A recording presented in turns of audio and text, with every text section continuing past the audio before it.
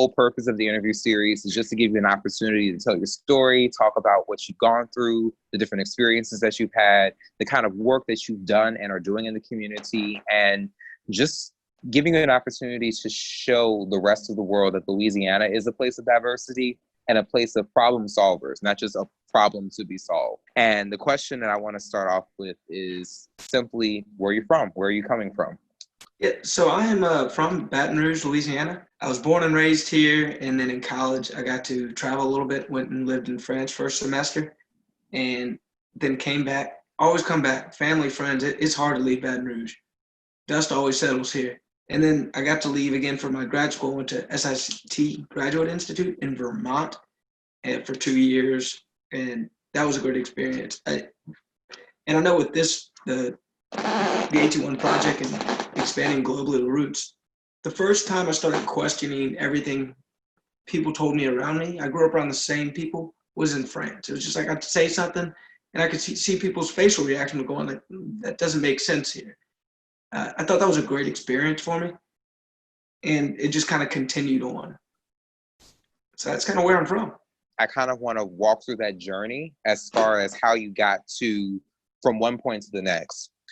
I'm from Baton Rouge, but I feel like Baton Rouge has different meanings and different kinds of vibes depending on where you grow up and where you're from. You know, I feel like being from North Baton Rouge, I see Baton Rouge very differently than from somebody who grew up in Mid-City or grew up in South Baton Rouge or grew up in Shenandoah in that area. So based on your perspectives, how would you describe your upbringing growing up in Baton Rouge? For people that don't know, me and Jahi met at SIT. He graduated a year before me, and he was coming to do his capstone. And we grew up in the same town, but we have completely different experiences. And I was so excited to meet him. And I'm very gregarious, just very outgoing. And I probably shocked him a little bit. But the more we got to talk, and more, it was really interesting. We've lived very different lives, and we probably lived 20 miles away, probably less than that. I grew up in South Baton Rouge, and is predominantly white and more affluent than North Baton Rouge. That number is probably from 4 years ago, 2016 is the last time I looked at it. I'm not sure how much it's changed from there. Jahi might be able to tell me that. And I grew up and I went to private schools, went to Catholic school, St. Thomas More, and then went to Catholic school, St. Michael. Then I went to LSU. The people I was surrounded by were predominantly white. Most people were Republican. And I had no political leanings or understanding of them until about college. And then when I went to France and I started hanging out with people that weren't just me, they weren't middle-class American white guys or white women. And it started to kind of venture on my perspectives and start seeing life in a little different way, especially if you listen to media and politics, people start talking about it. And like, that doesn't really fit for me. I don't quite understand where you're coming from, even though we've lived the same life. In high school, I had a few friends that really helped me out, where it's just like, I have questions, and they would say, I'm a question person. If you say something I don't understand or don't really get, I want to find out why. But it wasn't until I moved to France where I started really questioning the beliefs of just the American society. I have a lot of differences to you. I mean, some of them are obvious just by looking at us, and the other are just our upbringing. Because I grew up in North Baton Rouge. So my idea of Baton Rouge growing up, I was aware of that affluent, predominantly white side, but I grew up in a mostly African-American, working class, working poor, middle class, lower middle class, environment. So my perspectives are very, very different. But since you kind of did put it out there that I met you at grad school, that is one of our intersections. But another intersection that we share is that we both went to France, and France was a life-changing experience for the both of us. I'm not sure when you went to France. I don't think that it was the same time that I had gone, but what were some of your experiences in France that you feel changed you as a person? Do you have anything specific that shaped you or changed you in a sense? I don't know about change. I think more that experience let me explore just kind of more of who I am in a way, but it's more of just kind of embracing what I enjoy doing and talking to people and just kind of seeing something outside of my context. if anything, it changed my glasses. All right. That's the best way to put it. So I came into France thinking one way and just kind of seeing the world one way. And my thoughts are the same, my beliefs are the same, but I went to France and I put on glasses like, oh, this isn't the only life experience that there is. There's a whole different culture, there's a whole different language. There's just, your experience isn't the only experience. And it was just very enlightening, very good, because in France, they're not, how can we say? In Louisiana, we're aggressively kind. Like, we're going to annoy you to try to help you out. With absolute strangers in certain parts at certain times. However, in France, with absolute strangers, you do not get that same treatment. And it's just their culture. And it took me a while. I kind of got my feelings hurt at first. But then once I started figuring out, I was like, oh no, this doesn't make them a jerk. This just makes you weird socially, coming up and approaching a stranger like it's normal. It just changed my views. It just changed the lens of the way I looked at life, just opened it up a bit. Truthfully, my more change came from Vermont than it did from France. My growth came more from Vermont than France. The irony of everything is that, growing up, I actually had an acknowledgement of my political leanings and my perspectives. I wasn't the wokest, child on the block, but I was a fairly socially conscious person, even as a young person. And I was also a fairly socially conscious person as a teenager and as a college student. And I do know that going into France, my perspectives of France were shaped by that consciousness, by this idea of, I perceive French people to be a certain way towards Black people and Black Americans. And I, in many ways, was pleasantly surprised to discover that I was seen as a human being, and not just as a American and as a Black American, which was shocking to me. But going to Vermont, since you did say that we went to the same grad school, going to Vermont didn't feel as much of a change to me because it was a place that was compatible with my beliefs and my perspectives. Although, of course, being in New England, being from the South and mostly white environment was a big adjustment for me. But I want to know, what made you go to the School of International Training Graduate Institute? And, what was your experience like being at SIT? Like, what influenced your decision? Well, I wanted to go to grad school, and I didn't know what I wanted to go into. I mean, I graduated in political science and French, and I wanted to get some sort of grad degree from political science. And I really wasn't planning on going until I started searching, and I found a Peace Corps website, and it was like, oh, here's some degrees in political science that go through the Peace Corps. And I always leaned to try to be a diplomat. That was a dream job growing up. And reading into peace building and conflict transformation, it has a lot of training that goes towards that route. So I was gung ho. I was like, yeah, I can get a master's. I can go join the Peace Corps for 2 years, and I can be on my way to trying to become a diplomat. When I got to SAT, that changed.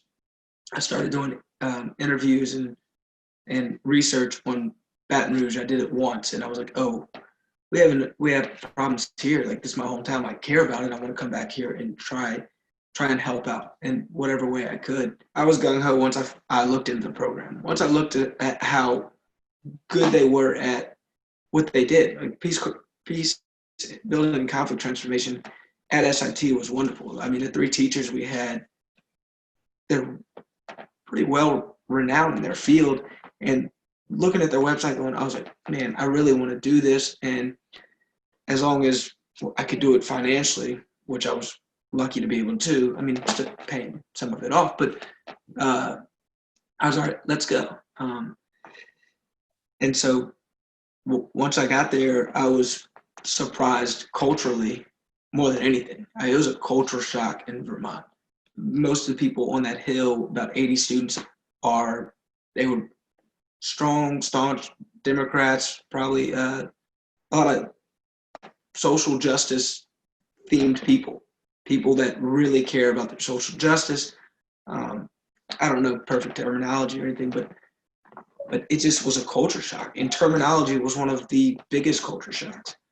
Before that, I mean, I'm born and raised around most people that are Republicans in the South.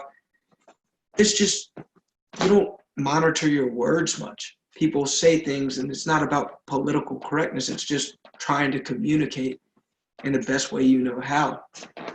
Well, in the first month, I found out my communication was not the best way everyone else knew how.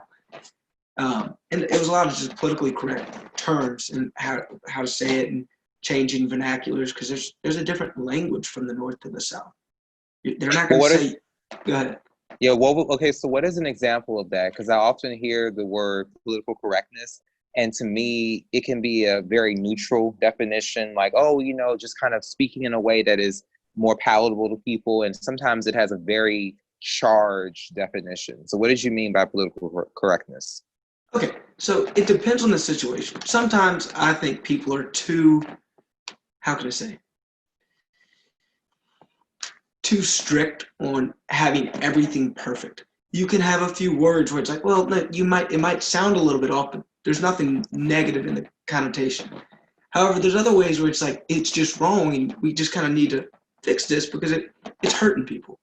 And nobody I know wants to actively hurt someone unless they're trying to do so. You don't want to actively hurt somebody on accident. So I'll give an example. Before I came there, I had no idea that the word Indian would be offensive to somebody that is Native American.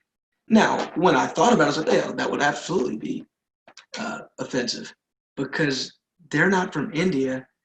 They're from here. The fact that we call them Native Americans kind of messed up in itself. But I didn't know that. So I would accidentally say something like that, and it would just like, somebody's going to tell me something. I also wasn't used to that. That is not something you do in this, like where I was born and raised with. If somebody messes up around you, you're not going to call them out in a group of people. If you do that in my group, they're just going to call you an asshole, right? Now, there are people that do that, I understand, but I wasn't used to it. The calling out culture was not my thing. Like, if you have a problem with somebody, my family at least is like, hey, don't do this. Like, this is why. There were a lot of other instances, and it was more me watching other people fumble, because the first 3 weeks I just didn't say anything while I was figuring out what was okay to say, what was not okay to say, why. But I watched some of my fellow classmates just get absolutely torn apart because they weren't saying things correctly. They're just trying to communicate. As someone who practices social justice and practices social consciousness, it's not easy. We're always learning and unlearning different perspectives and beliefs about people, and language is a part of that. And you could have very positive beliefs of a certain group, whether they be racial, cultural, religious, national, and still make mistakes because of how you've been socialized. But public shame is definitely something that is very difficult to get your head around, because when you are publicly shamed, you feel a sense of humiliation, and it causes you to be resentful, because you're like, okay, this person just called me out and I'm embarrassed and I want to lash out. How did you wrestle with dealing with constantly making mistakes and messing up and feeling as though you would be seeing the opposite of how you saw yourself because you were making these mistakes? If I don't like you, it's not a big deal if you don't like me. I mean, that's just a weird personal thing. But I normally like most people, so I don't want to hurt anybody because of something I did on accident. And then trying to just navigate that, it was a lot of work. And then it also was reflected because it was just a very tumultuous time of me trying to figure out how to explain people. Because once I got relationships with people, I could explain to people, like, just because some of my friends may say these words, they're not instantly who you make them out to be. They're not instantly villainized. They're just ignorant on the effect. No one's told them that hurts them. And by the time someone told them something, they're surrounded by 13 people that tell them, oh, no, it's fine. And it just doesn't work, which was very good for me, because I was surrounded by 14 people that told me, you can't say that. So it makes you reflect more. But I spent a lot of time at SIT defending Southern white culture that comes off as inappropriate. Now, did I understand why it was inappropriate? Yes, but it was more about trying to get a mutual understanding between two parties that weren't in the same room, which is very, very difficult. I really feel like I should have been there because I am also from the South. And when you talk about like Southern culture, I'm kind of like, I don't know if that's quite Southern culture because, growing up as a Black person, things are very different from me in the South. But SIT is not a school that has a lot of Southerners based on my obvious personal experience. So that's one heck of an adjustment to have to deal with, being the only person from Louisiana and the only person from the Southeast around people that are mostly from the Northwest and from the Northeast and from the Midwest, or who may come from more progressive or more liberal spaces compared to the South. Yeah, and to explain this in very simple terms, I grew up and surrounded by most people that probably voted for Donald Trump, okay?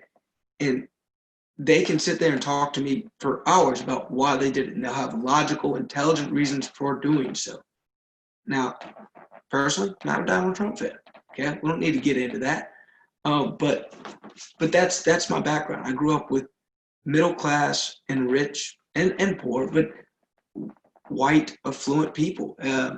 I had a good diversity in my friend group, and I met a lot of people, but my closest circle is what it looked like. So then I moved to Vermont, and I moved to, really it was a social justice college. I mean, that's the best way I could think of SIT when I went there. And correct me if I'm wrong. So it was a culture shock for sure.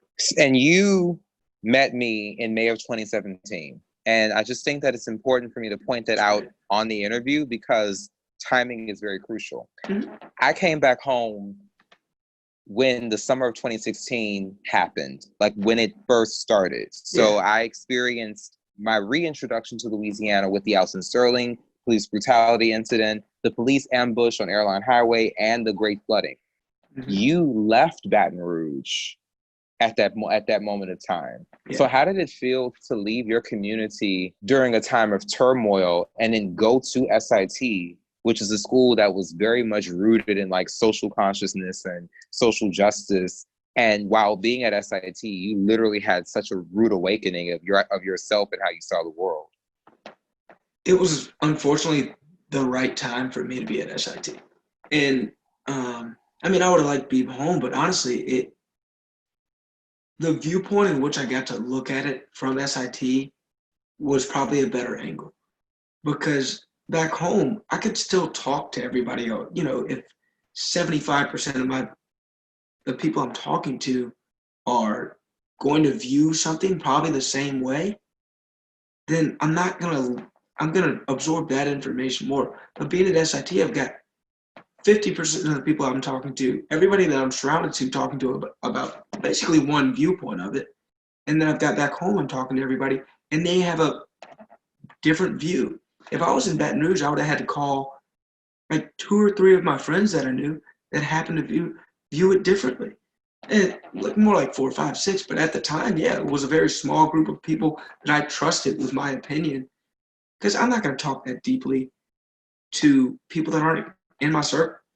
It just, if you meet other people, they'll tell you I can talk, which is kind of true. And you were also at SIT during the 2016 election, which regardless of who you voted for, we can all say was a very consequential election. And you also were there when there was a lot of political turmoil in the first part of the Trump administration. So how did it feel to be at SIT during this transition of presidencies and also during that election night, and then also seeing a lot of what was happening unfold?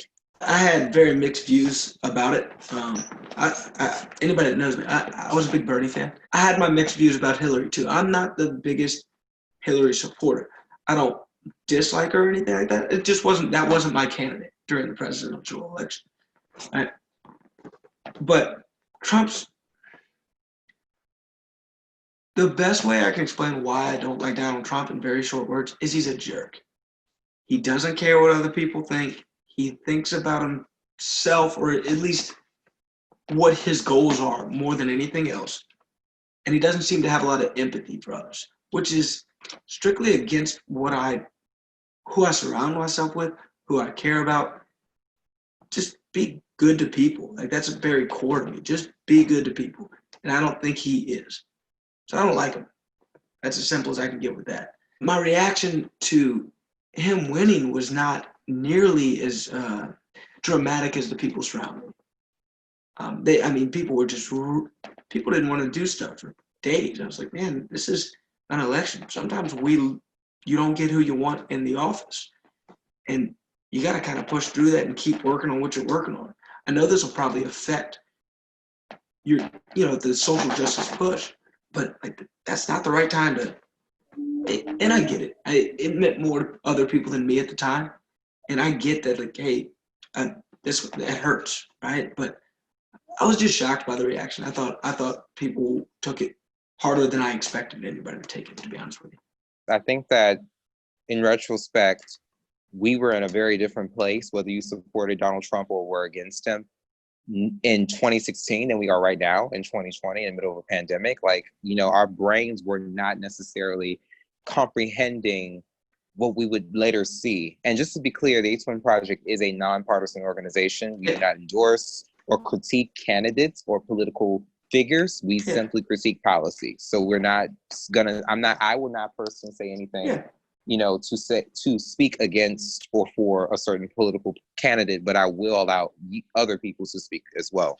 But since we're talking about 2016 transitioning into 2017, I was at SIT and the last week of May 2017 doing my capstone.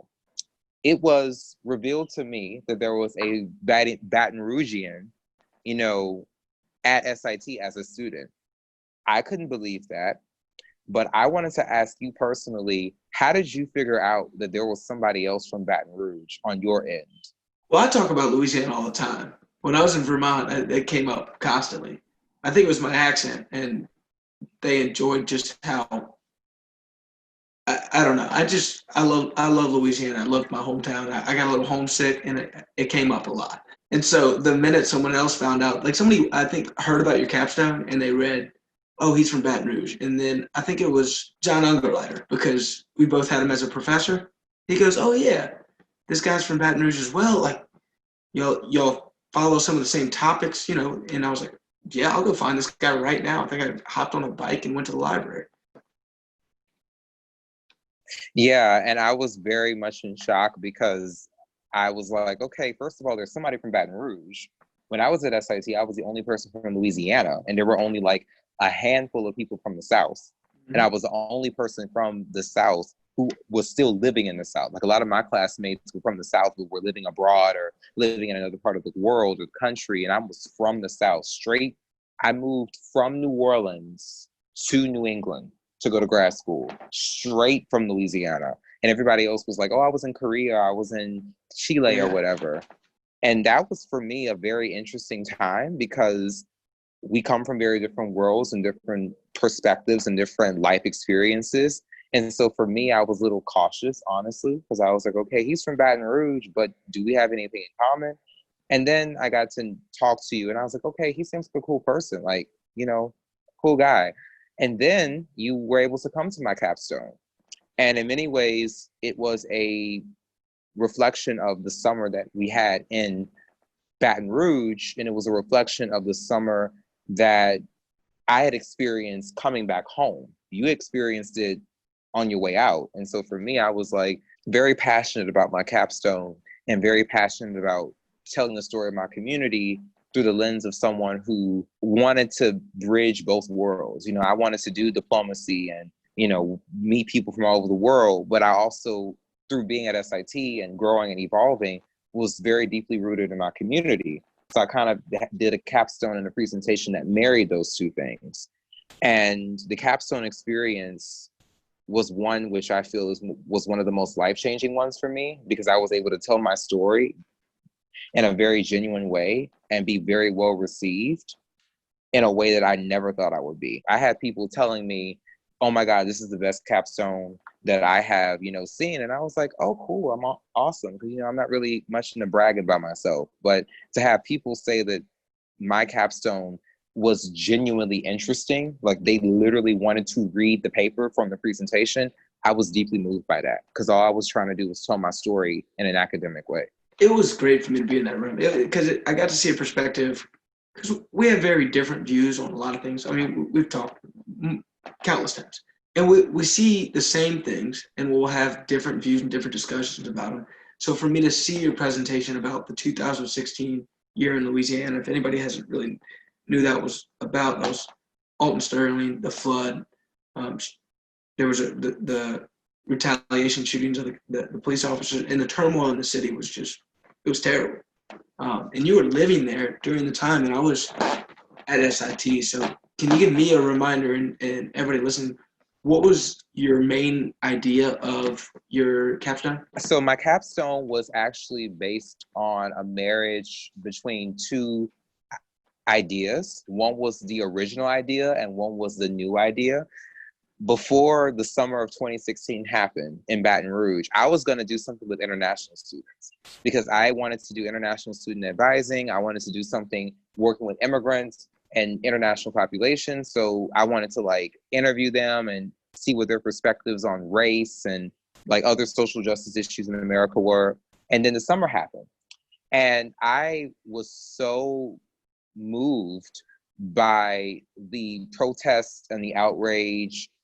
And I was personally moved by just the raw emotion that was taking place in the city, that I felt like my capstone needed to be something that was more than just the normal, oh, I'm going to do something about international students. I wanted to do something that told the story of my community and also combined my interest and my worlds and my journey. And so I decided to ask my advisor, Dr. Mukhtar Buba, if I could do a capstone that was about international student perspectives or international and immigrant perspectives regarding police brutality and the coverage of it in the media and how that coverage influenced their perspectives on the United States, on African-American people, on their own identities. And for me, it was very ground shaking because I realized that every person has their own opinion on everything.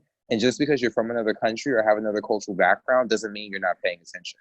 And so it was very shocking to hear that I interviewed people from Europe, Latin America, Asia, the Middle East, and they all had very strong opinions about what was going on in our community. And yet no activists took the time to actually ask the international community what their perspectives were. And many of their perspectives, whether they felt like Alton Sterling had been brutalized or whether they felt like the police were in the right, they had the same perspectives as everyday Americans. So why were they not being asked by activists about their perspectives? And I would have never thought of that. I mean, honestly, it was very clever, and there was such a neutral perspective that I remember listening to a few and going, okay, like when you're talking about it, that actually makes a lot of sense. Because I was at the time talking to basically the two different viewpoints of, hey, the cops are completely in the wrong, and then people that were defending them. And I mean, and I saw the video. I didn't look much into it. I saw it once. I didn't want to see it again. I thought it looked terrible, right? And I heard other perspectives, but I was so torn by, if you see that video, I don't like to see anything like that. It was just really sad. But to get back to what I was saying, it's that neutral perspective was very good to hear, because like, okay, yeah, this is where I'm at as well, where hey, cops' jobs are really, really hard. Right? People are supposed to, show respect for them because their job's really hard. When you do your job wrong, you could die. Somebody could die. When you do it really wrong, it's terrible. So I'm torn on that whole subject. Not to get more into that, but that was a big part of changing my perspective too, just because of the turmoil in Baton Rouge and being around people that really care, right, and pushing for a movement for equality or in equity at times. It was very motivating to watch people just fight for people. To the core of me, I just want peace. I want people to get along. I know it sounds like a third grade book, but but I mean, that's what I want. And anything that pushes for that, I can be behind. Now, that doesn't mean every movement I'm 100% in. No, I'm probably like 70% or maybe 20%. But if it pushes for peace, I'm probably going to be on your side, right? And so I don't know. I really liked your thing. If no one's seen it or even read anything about it, probably I'd recommend it. Well, I appreciate the recommendation. I just wanted to make a minor correction. Thank you. I was not neutral in my presentation. I was just authentic. And I think that how I presented myself was more calm and laid back, but I very much came from the position that the Alton Sterling incident deeply hurt me. And that as a Black person, to come home to that really moved me, because I was like, okay, I left home to find a place of belonging and a place of connectivity and a place of solidarity. And this is the reason why I left, this kind of brutality and racism and discrimination. But because I was having to tell the story of multiple incidents, then it was very hard for me to kind of harp on one. But my positionality was very clear that as a Black person, I was not very happy with what happened. And I really felt as though more people, should have been more empathetic to Alton Sterling. And I didn't see a lot of that beyond, the Black community in Baton Rouge and select allies. But anyway, this is not about me. This is about you.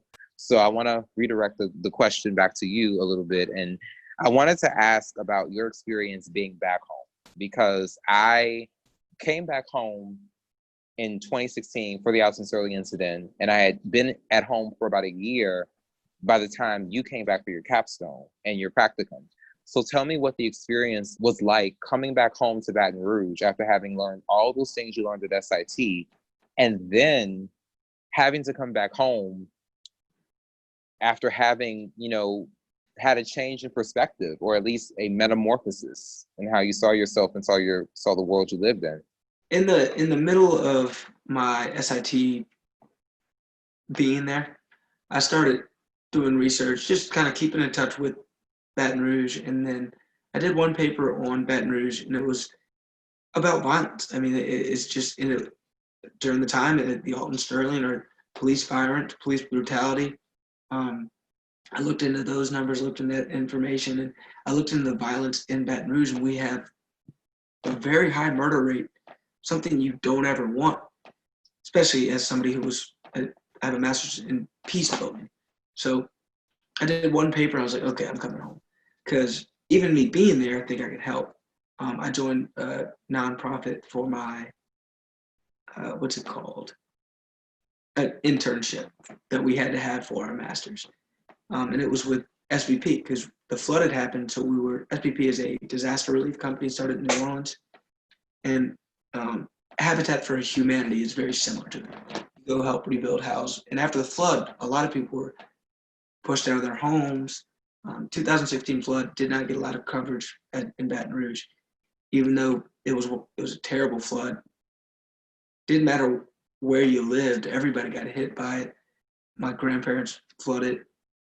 Some of my best friends flooded. I was gutting houses for a while. But then I came home and I joined that program to go help build these houses. It's a nonprofit doing a lot of good work. Kind of got off track with that, but that's why I came back home for sure, to help out, not only with any social issues, but I wanted to find a way to help maybe reduce violence rates, no matter what the violence rates are. Okay, any violence, any conflict. I mean, that's what I think is a calling of mine. I wanted to come home to do it. In the core of me, I've always seen the world just as like, hey, treat others like you want to be treated. If you grew up religious, you probably heard that. Right? But that was my core of me. But it was just interesting to see, because my perspective changed on like, okay, not everybody's, they might say that, they might believe that, they might treat people well, but the way they talk or the way they say things, it can come off very much like they don't, even if that's not what they're trying to say. So to come back home, and my brain had been kind of rewired for political correct terms, right? And so I would hear people say things like, that comes off wrong. And it just threw me off because I was so used to somebody jumping in, cutting in, like telling them something. But I also know these people to the core of them. Just I've known them forever. So I'm like, no, they're not trying to say anything wrong. It's just a different vernacular in my specific part of my life. And having to like talk to people and like talk to my friends and try to discuss things that never really discussed. It was a culture shock.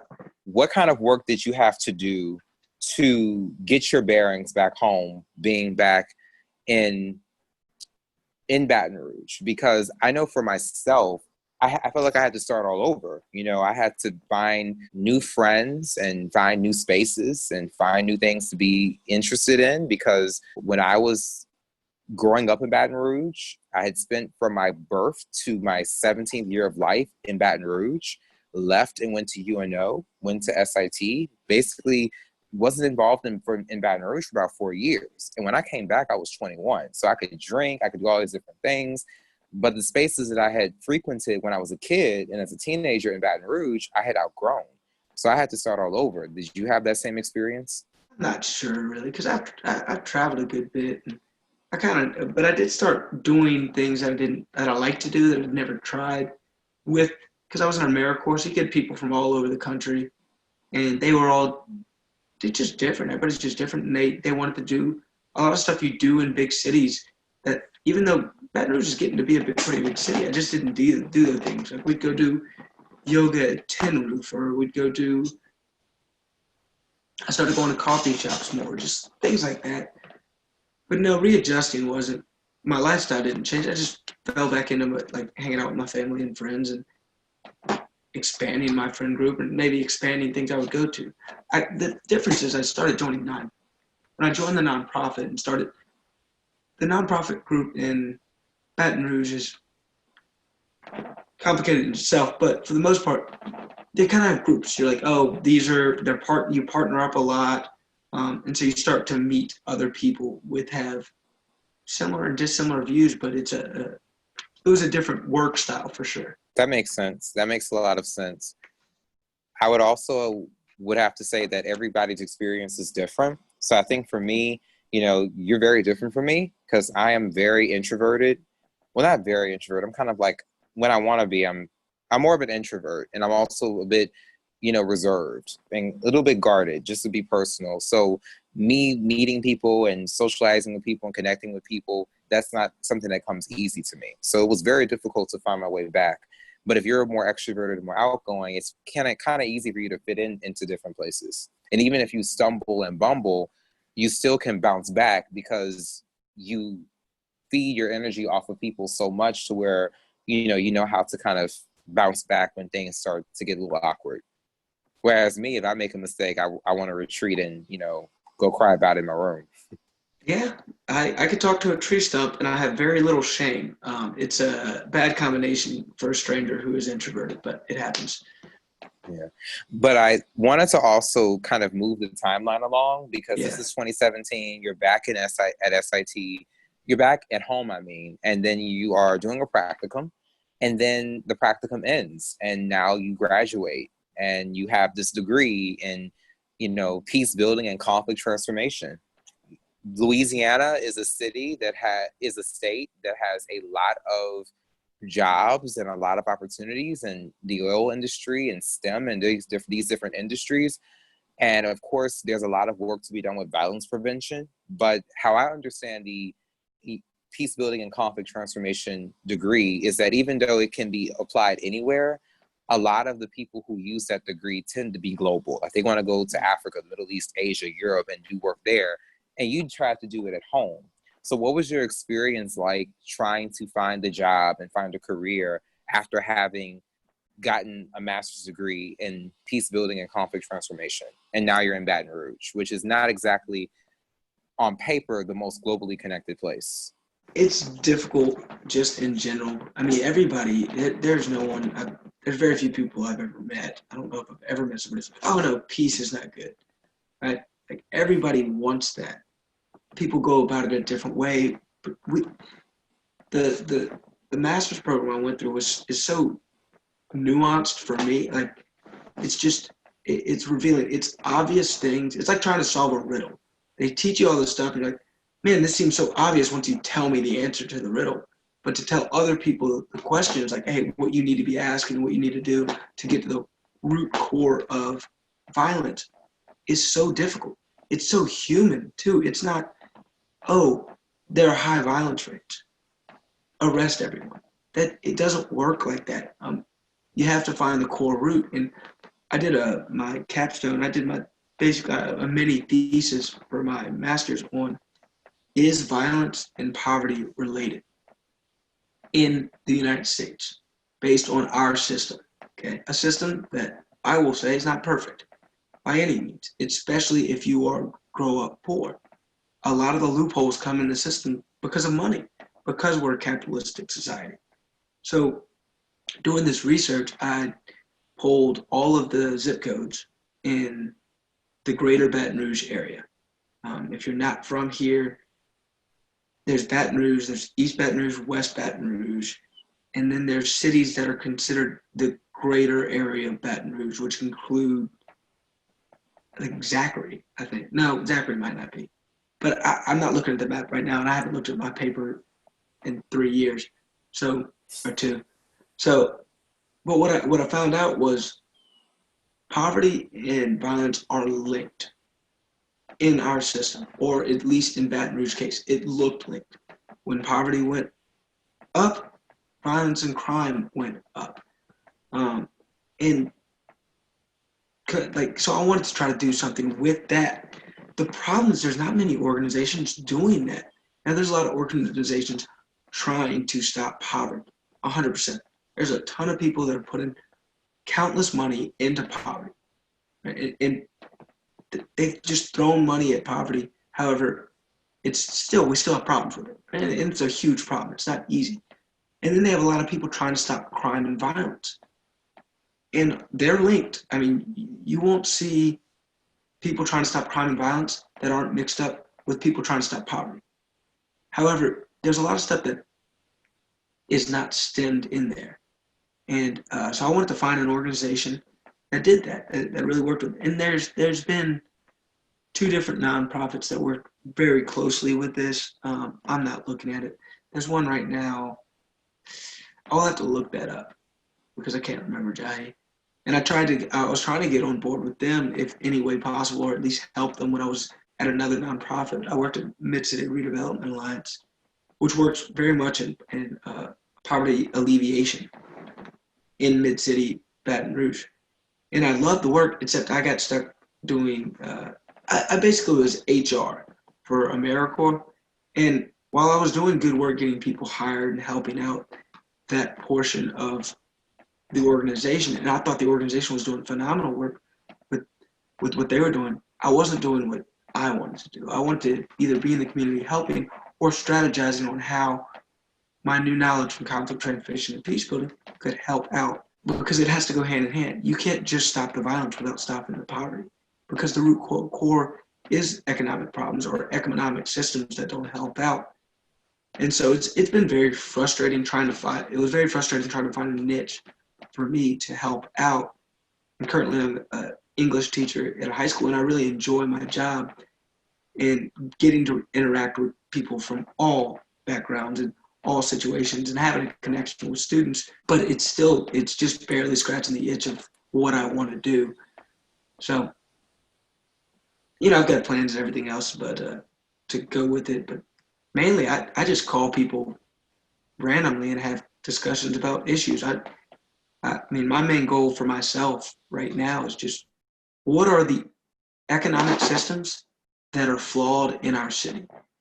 I wish somebody had like a perfect book for me to read, and if you do, someone send it to me, or just tell me the name, because I feel like that's where our struggles are. If you can fix the economic systems or help them out at the same time while trying to fix and help out the violence situation, which is very intimate and human, it's huge, because people don't realize about violence is we understand it when it comes to military. You think military and people understand about PTSD, and they understand like there's psychological healing, there's all this stuff that people need to come to terms with. But when it comes to just normal violence, people don't sit back and go like, hey, you're probably struggling with some real stuff because you've been surrounded by violence your whole life. You're not just going to snap out of that. Like, you need help. And a lot of community healing. Like, somebody kills somebody I care about, kills them. I have to learn how to heal, like forgive them, or and that you may never forgive them. But it's just like that's what people are dealing with, and we simplify it in the smallest instant. It's a very complicated topic, and I don't even know what the question was anymore. I think you answered it. I do want to say that there are actually organizations and grants who do address the intersections between violence and poverty.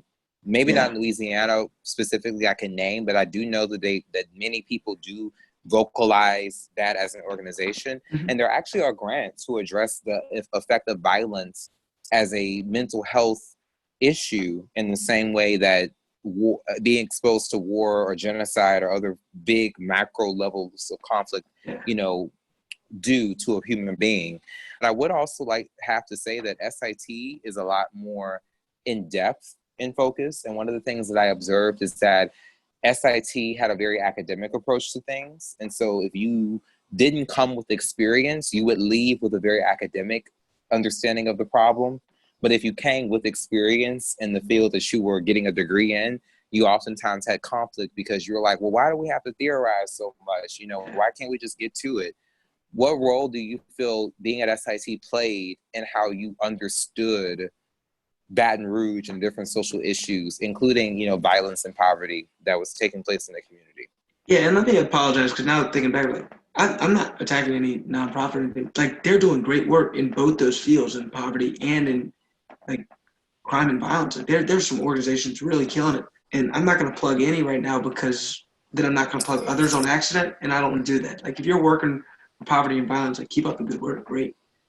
I'm saying they don't take the approach that I learned at SIT. At SIT, they broke it down so dynamically that I knew specifically what I wanted to get involved with. And I couldn't find anything that was that specific. There was one I was really interested in joining, and then it got shut down, or it had some issues, and that fell through. And all I did was talk to them. They talked about maybe having an interview, but I was hoping to get on. But also nonprofits, you can have staff members. You don't have a lot of staff members. You don't have a lot of money, and you're putting your effort all in, but you also need other people to help out the economic systems you're trying to help out, or the maybe even the criminal justice system that you're fighting with. So finding a specific job that I was like, man, I really want to do this. This is going to work. It was very hard, and that was frustrating. One of the last couple of questions I wanted to ask you is revolving around what you currently do. Your bio says that you are an English teacher, I am. Which is very different from probably what you had envisioned when you first enrolled at SIT. So do you feel like you still are able to use the lessons and experiences you learned at SIT, which is a school that's focused on international affairs and social justice and global citizenship and all these very international UN kind of things, as an English teacher in the Baton Rouge area? More the skills, because we're not, as an English teacher, I cannot be political in my class. I can't show a leaning or side. I'm a public high school teacher like that. I can't do that. It's more skills-based. But for me, I came to be teaching because I thought I would like the career of doing so. I really like education, and I like teaching. But I did it more, I get my time back. If I want to do other stuff with peace building, conflict transformation, maybe go help out and try to find nonprofits that might be doing specific work, or just go talk to people. But the community of teaching at a high school is different. You get to impact and talk with people. It helps me to listen to people that I have different views from. And it's the community. I like teaching a lot because the community, I like the job. Also, I get a lot of time. Summer, at least. When you teach, you spend a lot of time doing prep work and everything else. It's not just a school day. But, I've been asking myself that question, and I don't have a good answer. I haven't had a very strictly great answer the entire time. I'm kind of rambling, but that one I definitely don't have an answer to. You've had a lot of change and evolution, especially having come from a particular background, which you describe as conservative, affluent in some respects, and then going to an institution that's very progressive, very liberal, very left-leaning, very radical, and depending on how you look at it, and then having that shape you as a person. And then now you've been back at home for about 3 years with this changed perspective compared to when you were first going to SIT. Looking back to the Christopher of 2016 who was headed to New England, what would you tell that Christopher going to New England, coming in with the perspectives that he had? What would you tell him that you feel would make his adjustment to such a very different culture easier for him? I wouldn't tell him anything. You wouldn't? Okay. Wouldn't tell him a word. No, it's just, I mean, that's, because it's life experience. Like I'm me because I did that. There's nothing, and I wouldn't have listened to me either. I'd just done my thing.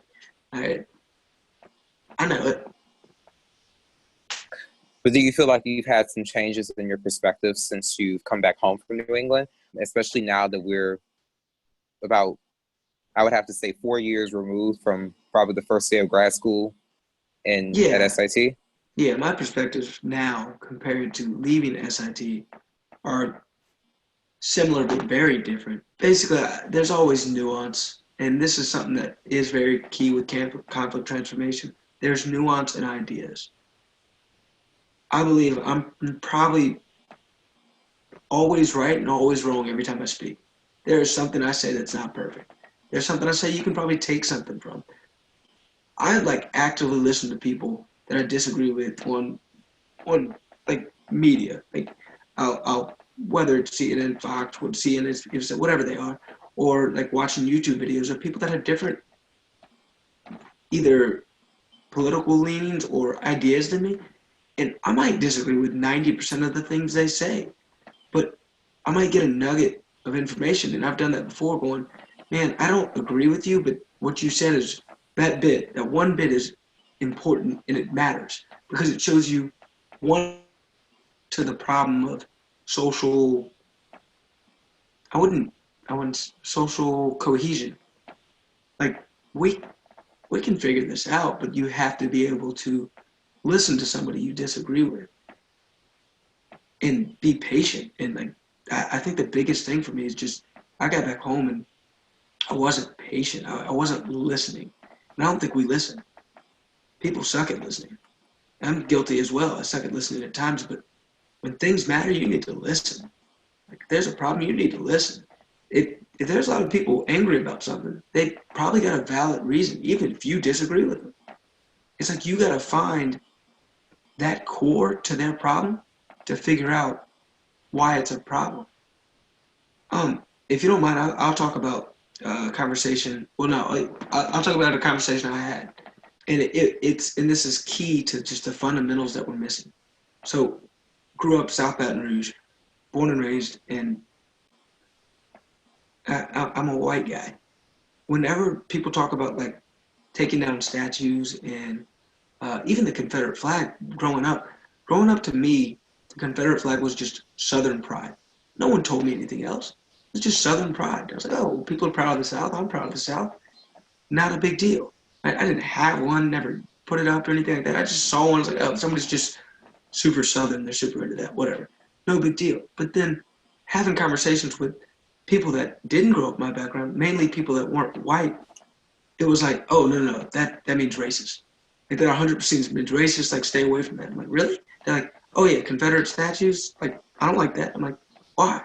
And someone sat down and just told me hey, because to me, the Civil War was fought over slavery. And are you okay with slavery? I'm like, no, I'm not okay with anything that's not equality. And I'm like, well, when I grew up, I was told to watch out for people that did that because they probably don't like me. I was like, all right, I can get that. I can get behind not throwing a symbol outside that tells half the world I hate them. I was like, I'm not going to do that. No, that's not cool. But this whole controversy about we don't have these conversations. So because you've never told me, because we've never met and we're not mixing and communicating, I've never heard that side of the story. I don't know anything else. And so now you hear with the like people taking down statues or changing street names and everything, and everybody's got a strong stance on them now, right? And they've been around for years. However, people probably had strong stances for years, but we're now just hearing about it. For me, it doesn't matter what the street name is. I don't care what a street name is. It's not a big deal. It wasn't a big deal yesterday when it was called that. I didn't even know where it was at. But it's still, people are just hooked into like, oh, that's Southern pride, right? And that's a whole different manner. If you hear people talk about it and they get all riled up about it, it's like, oh, it's because it might be something with identity, but at least there is a hint of something of, hey, I don't want to move those statues. There's a valid argument there, and you got to listen to it to find the core problem with it. In the same instance with removing the statue, there's a valid argument there. And I didn't know that argument growing up. And that's kind of this whole journey for me, is listening to other people so that I can reevaluate everything I've seen and heard my entire lifetime. So I can try to figure out, hey, maybe I should change my views. Maybe I'm right, maybe I'm wrong, but let me they probably have a good point in there. So, I mean, in traveling, going globally, going to different parts, to different cultures, that was a huge part of it. Having to reevaluate what I already think. I think that we all do need to listen to each other, and we all need to kind of understand that we all live life based on what we know and based on what we've experienced. So it's up to us to be able to put the pieces of the puzzle together to be whole and understand that, okay, we all have something to contribute to this world. But we also need to understand that not everybody gets a fair shot. Not everybody is equally represented. Not everybody is seen as their whole self. So it's up to those who have never had to deal with those realities of being judged or discriminated against or stigmatized because of their race or their religion or their sexuality or their, age or national identity, to be able to empathize with those experiences as well. So we all have a lot of work to do, but I think that it's great that you are willing to do that work and that you're willing to use your experiences to make yourself better and then make your community better. I think that's pretty good. And I think that more people need to listen, no matter what it is about this, what the subject is about, whether it's their interpersonal life or socio-political issues. Everybody just needs to listen more and listen with empathy, not to argue, but to empathize. I thank you so much for taking the time to share your experiences with us. It's great to talk to somebody who goes to a fairly esoteric but very powerful school, and one who also lives in this community. So I hope that the people watching this interview will look up SIT and realize that this school has a lot of power to it, and hopefully realize that we need to listen more and we need to be more empathetic to each other's experiences, but also focus on because only justice can bring peace. Hey, anything that brings peace, I'm behind it. So I really appreciate it, Johnny.